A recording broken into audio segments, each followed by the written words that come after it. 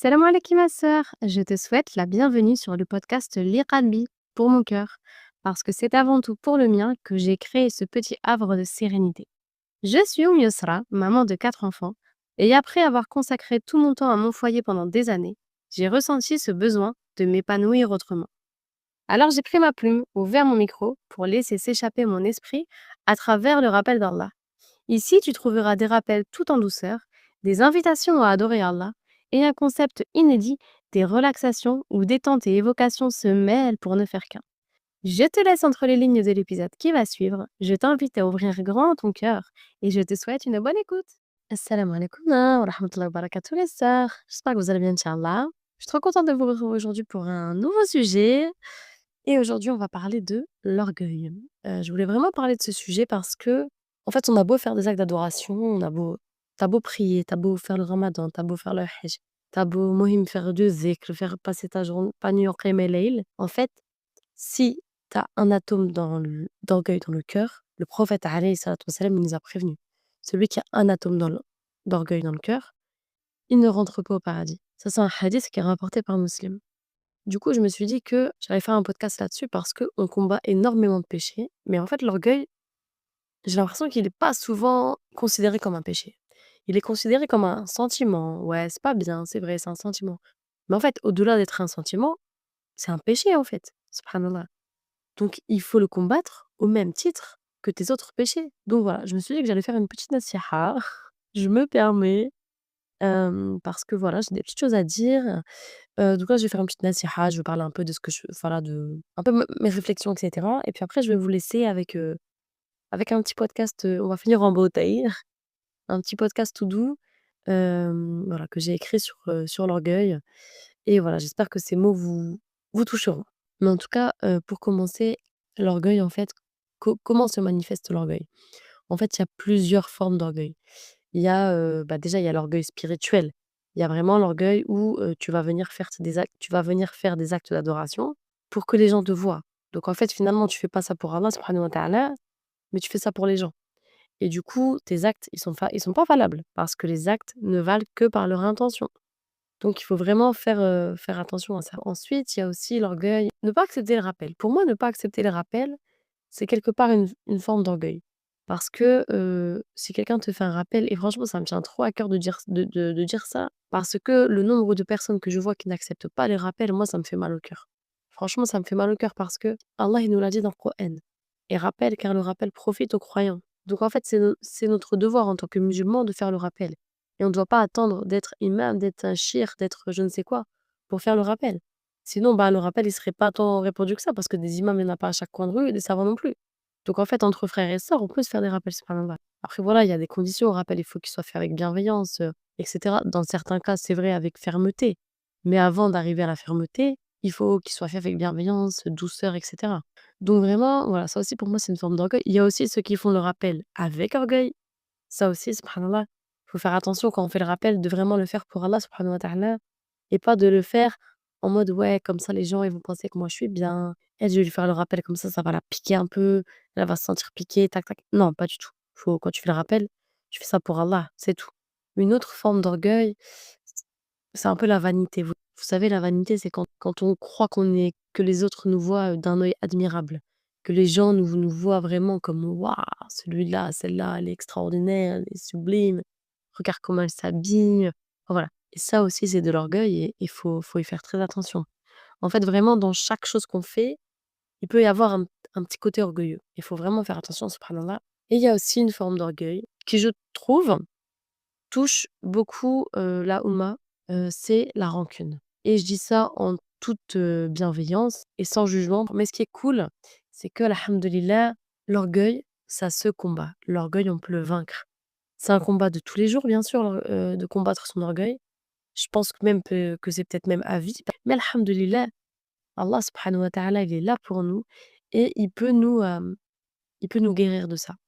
Et vraiment, moi, ce que j'invite à faire pour guérir de l'orgueil, premièrement, bah, déjà demande à Allah. Parce qu'en fait, il y a personne qui va venir pouvoir enlever l'orgueil de ton cœur, si ce n'est Allah subhanahu wa ta'ala. Et plus particulièrement, je dirais, El Quddus. El Quddus, c'est le saint, le pur. Et en fait, l'orgueil, c'est un sentiment vraiment impur, un sentiment vraiment, néfaste et du coup, ne pas hésiter à faire 2 unités de prière ou alors demander carrément dans ses prières obligatoires à El Koudous d'enlever ce sentiment de nos cœurs. Et franchement, pour l'avoir fait, ça marche.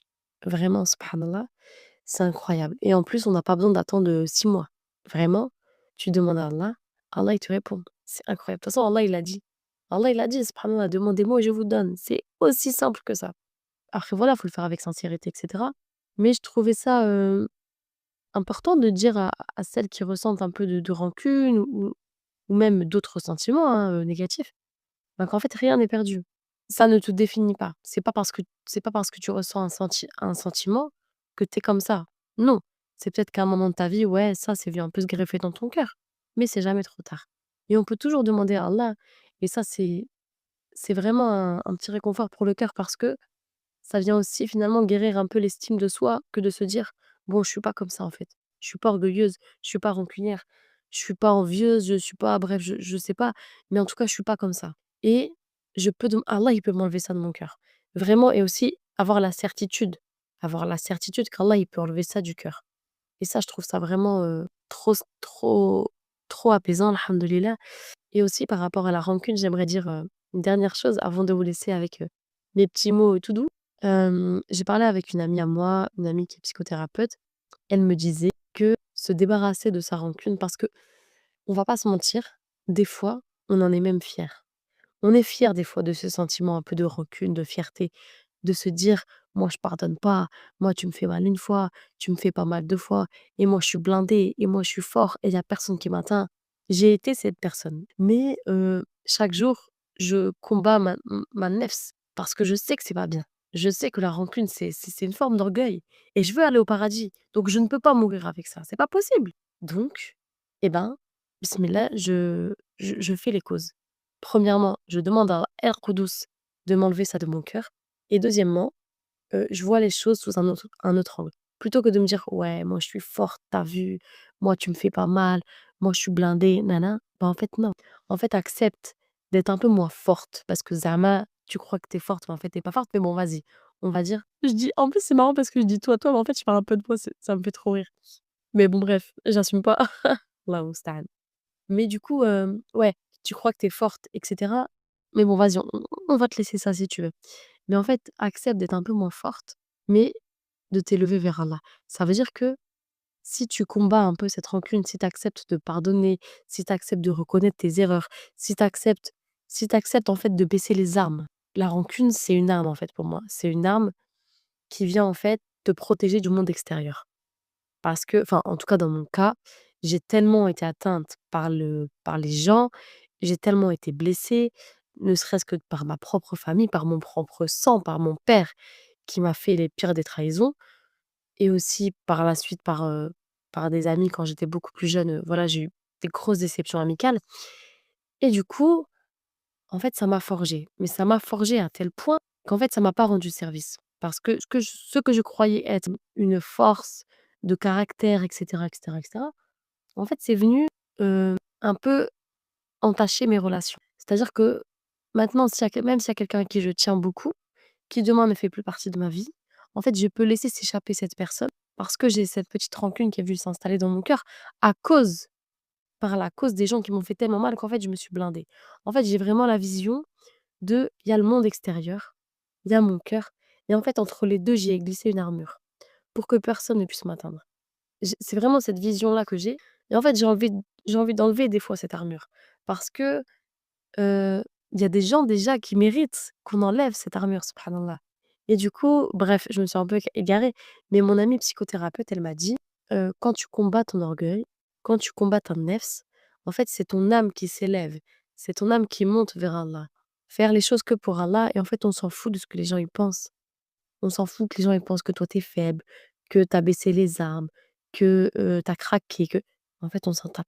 Toi tu sais, tu as fait ça pour Allah et en fait ton âme elle s'est élevée, ton âme elle est montée et je me rappellerai toujours d'un message que m'a fait cette amie-là, un jour où j'avais vraiment, baissé la garde et où je trouvais que j'avais mis trop ma fierté de côté Et vraiment pour moi à l'époque la fierté c'était vraiment quelque chose de bien genre. Alors en soi, il y a de la fierté qui est bonne, mais cette fierté-là en l'occurrence elle était pas ouf et du coup, je me dis: «Ouais vas-y regarde n'importe quoi, regarde ce que je fais, c'est nimp et tout», et en fait, elle m'avait dit, subhanallah et ça m'avait tellement marqué, elle m'avait dit: «Allah t'aurait-il déjà enlevé l'orgueil de ton cœur? Allah t'aurait-il déjà élevé? Subhanallah, demandez-moi et je vous donne». C'est le message qu'elle m'avait écrit et en fait, ça m'a vraiment subhanallah, je me suis dit: «Mais ouais, en fait, elle a trop raison. Elle a trop raison. En fait, je suis là toute la journée, je demande à Allah de m'enlever ça de mon cœur et quand je le fais, là, vous avez vu Shaitan, subhanallah et quand je le fais, j'ai Shaitan qui vient, il me dit: «Ouais, tu as vu, tu es faible, tu as baissé la garde. Mais non, mais reste fier, sois digne». Pour moi, c'est les limites de la dignité. Mais c'est pas ça la dignité, c'est n'importe quoi. Enfin bref, je m'égare. Donc voilà, je vous laisse avec mes petits mots sur l'orgueil. J'espère que ça vous plaira, j'espère que ça vous touchera, inch'Allah. J'ai essayé d'être le plus juste possible, j'ai essayé vraiment de en fait, j'ai vraiment parlé avec mon cœur et aussi un peu avec, mes expériences et du coup, voilà, hein, c'est ce podcast, c'est Qalbi, c'est pour mon cœur. Mais comme je dis toujours, c'est de mon cœur au vôtre. Donc voilà, ces mots, je les ai sortis de mon cœur pour venir toucher, le vôtre, inch'Allah et j'espère que ça sera le cas, qu'Al-Qudus enlève tous les mauvais sentiments de nos cœurs et qu'il nous permette de s'élever vers lui. Il y a des choses qu'on porte en nous sans s'en rendre compte. Des postures, des réflexes, des mécanismes de protection. Parfois, on les appelle force de caractère, confiance en soi ou même dignité. Mais si on regarde bien tout au fond, il y a une frontière invisible, une ligne fine entre la fierté et l'orgueil. Et cette ligne-là, on la franchit souvent, sans s'en apercevoir. On peut être fier. La fierté peut être belle. La fierté d'être musulmane. La fierté d'avoir tenu bon dans l'épreuve. La fierté d'avoir réussi à changer, à se relever, à faire un pas vers Allah. Cette fierté-là est une reconnaissance. Elle vient du cœur. Elle rend humble. Parce qu'on sait que si on a réussi, ce n'est pas par notre force, c'est parce qu'Allah l'a voulu. Mais il y a une autre fierté, plus sournoise, celle qui nous pousse à vouloir avoir raison, à ne pas dire pardon, à garder le silence pour ne pas perdre la face. Et la frontière entre la fierté et l'orgueil, elle est là. L'orgueil salit le cœur. Il l'empêche d'aimer librement. Il l'empêche de reconnaître ses torts. Il crée des barrages entre nous et les autres, quand bien même on les aime énormément. Mais surtout un barrage entre nous et Allah subhanahu wa ta'ala. Parce que l'orgueil, c'est cette voix intérieure qui te pousse à te taire au lieu de demander pardon. Rester seul alors que tu as envie de tendre la main. Garder ton image au lieu de réparer le lien. Attendre que l'autre fasse le premier pas. Refuser d'admettre tes torts, même quand ton cœur sait que tu as blessé. C'est cette voix qui te dit si tu cèdes, tu perds. Si tu t'excuses, tu t'humilies. Mais en vérité, plus tu l'écoutes, plus tu t'éloignes de ce qui te rend libre. Le prophète alayhi salatu wassalam a dit « N'entrera pas au paradis celui qui a dans son cœur ne serait-ce qu'un atome d'orgueil. » Rapporté par Muslim. Un atome, presque rien, mais suffisant pour nous fermer la porte du paradis. Tu veux te libérer de l'orgueil? Commence par baisser les armes, pas devant les gens, mais devant Al-Qudus, le pur, celui qui ne se trompe jamais, celui qui voit clair dans les intentions, dans les masques que l'on peut se donner, dans les carapaces que l'on peut se forger, dans les silences lourds et les fiertés blessées. Tu crois que tu dois être forte, que t'écraser c'est perdre, que t'humilier c'est disparaître. Mais en vérité, ce qui t'écrase, c'est ton orgueil. Et ce qui te fait disparaître, c'est cette voix en toi qui te pousse à garder la tête haute, même quand ton cœur est à genoux. Alors relève-toi, va te purifier à la source. Réfugie-toi auprès de celui qui est doté de toute pureté, de toute sainteté, parce que tu ne peux pas retirer ce poison seul. Il est parfois invisible. Il est glissé entre ton histoire et les traumas de ton passé. Mais lui, Al-Qudus, il le voit ça. Il peut d'un souffle de sa miséricorde nettoyer ce que toi-même tu ne sais pas nommer. Combat son orgueil en t'abaissant, mais pas devant n'importe qui, devant ton Seigneur. Parce qu'en vérité, c'est quand tu te prosternes que tu te redresses vraiment. C'est quand tu reconnais ton besoin que tu es la plus digne. Il y a des élévations qui ne font aucun bruit, juste un secret entre toi et Al-Qudus. Quand tu choisis de baisser ta garde plutôt que la victoire, la douceur plutôt que le pouvoir, et le repentir comme compagnon. Ce jour-là, personne ne voit ce que tu viens d'accomplir, mais dans l'invisible, tu t'es élevé. Tu as mené le plus noble des combats, le djihad contre ta nefs. Tu l'as regardé et tu lui as dit « Non, pas cette fois ». Et tu as choisi Allah. Et c'est là que ton âme a commencé à s'élever. Loin des regards, loin du monde, elle s'est allégée, dépouillée de cette fierté qui la tenait au sol, purifiée de cette voix qui voulait gagner. Et dans ce moment secret, tu n'as pas perdu. Tu t'es envolé, tu es monté vers celui qui aime les cœurs purifiés par sa souveraineté, vers celui qui élève ceux qui se soumettent par amour pour lui. Et peut-être qu'à ce moment-là, tu n'as rien ressenti, ou alors juste un calme, une paix, mais dans les cieux, ton nom a été mentionné, et c'est ainsi qu'on grandit, quand on choisit de s'agenouiller devant sa majesté. Et puis quand tu t'élèves ainsi, doucement, au-delà de ton orgueil, tu découvres quelque chose que tu n'avais peut-être jamais ressenti.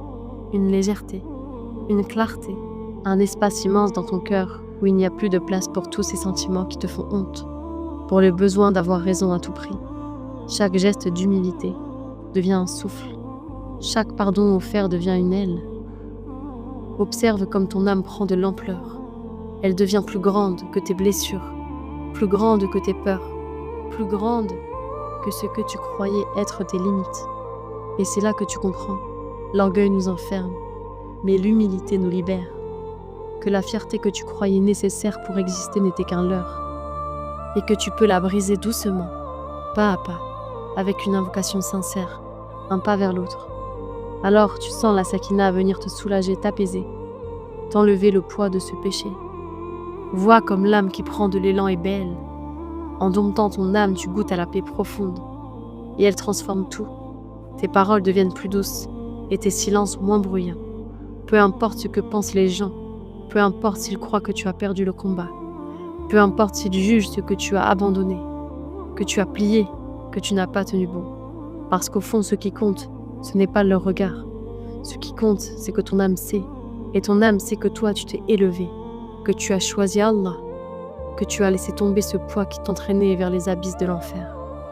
Et dans ce secret-là, dans cette victoire invisible, il y a la fierté de ton Seigneur pour toi. Laisse parler les gens, laisse les murmures du monde. Toi, regarde ton cœur, écoute ton âme, sens cette légèreté, cette élévation, ce souffle pur qui monte vers Allah. Et à ce moment précis, tu comprends que la vraie victoire n'a jamais été dans ce que les gens voient. Elle a toujours été dans l'élan de ton cœur vers lui, pour lui, Allah subhanahu wa ta'ala. Ma sœur, si jamais tu te sens lourde de toi-même, si jamais la fierté et l'orgueil te retiennent, souviens-toi, déposer ce poids, ce n'est pas perdre, c'est voler, c'est élever vers celui qui aime quand nous osons être vrais, quand nous osons nous humilier pour lui. Et crois-moi, il n'y a pas de liberté plus belle, il n'y a pas de bonheur plus pur, il n'y a pas de paix plus douce. Souviens-toi, tu n'as pas besoin de paraître grande aux yeux du monde. Ta grandeur se mesure dans ce que ton âme sait, dans ce que ton cœur a choisi, dans ce moment où tu t'humilies pour Allah, mais où ton esprit s'élève libre vers lui. Alors laisse cette absolution t'habiter. Laisse-la guider tes paroles, tes gestes et tes silences. Et marche chaque jour avec cette certitude. Tu t'es élevé vers lui, et ça, personne ne peut te l'enlever.